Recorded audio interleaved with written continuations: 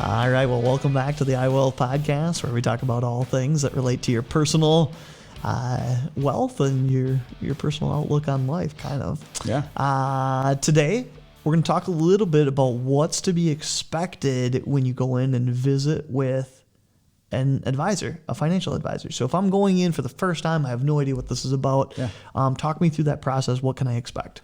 Yeah. So first of all, they're going to want a lot of information, right? Yep. So you have to be prepared for that. And a lot of times we'll get that information up front. Okay. We'll do a risk assessment and things like that. But what I've learned, Matt, is there's really two types of advisors. There's a different acronym: wealth advisor, financial advisor, insurance, broker, whatever. There's all kinds of things. There's really two main types.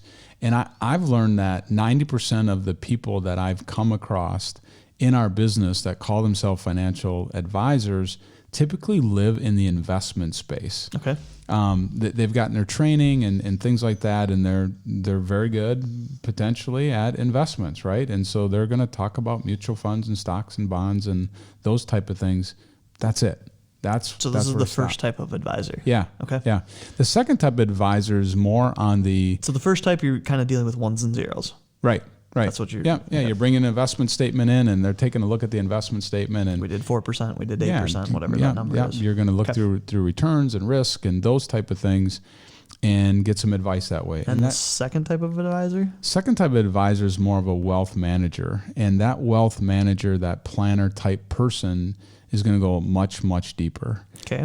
That's the side of the fence that we sit on.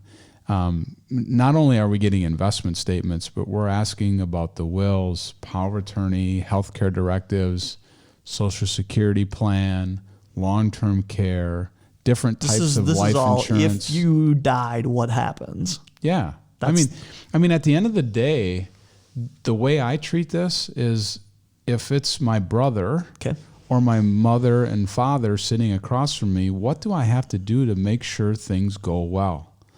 It's not just the investments, right? Sure. You can have great investments, but if the market goes down, the market goes down. Sure.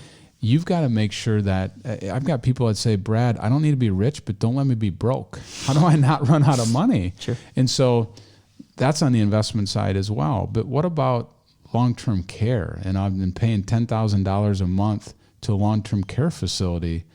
I don't care how good your investments are, it could go away. So a wealth manager is going to go in and roll up their sleeves and ask you questions and prod a little bit more and get things down on paper so that they can help you. And I think that's where people want to live. Quite frankly, when it comes to investments, Matt, you can do that anywhere, right? Sure. Anybody can. You can go online and get a good investment if you want to. But is that going to help ensure you don't run out of money down the road? And what about the long-term care and things? So I think that's where we kind of separate in those two different categories. There's somebody that's just going to deal with your 401k and your stocks and bonds, and then somebody that's really going to sit down and broaden the horizon and ask those right questions and truly help you with the plan. Yeah, because it's one thing to have whatever that number is, and then there's another thing to say, what does this number mean? Right. And that's kind of what the description that you're giving me of what these two different types of advisors are. Right. One says, here's what the number is, and you're left to figure out what that means. Right. Versus maybe the second side, you're making a decision with a good decision maker in the room that is going to help you kind of figure out what that number means. Right. So. And I think it ebbs and flows. I mean, you have somebody that's in their 30s, that's making a nice wage and they're putting in their 401k. I mean, all that matters is average rates of return. Yeah, right? In the long term. Yeah, if it's 8% or whatever the number is that you need, all that matters is that average. But you flip the script when you get to retirement. Again, I've used this term before, no do-overs.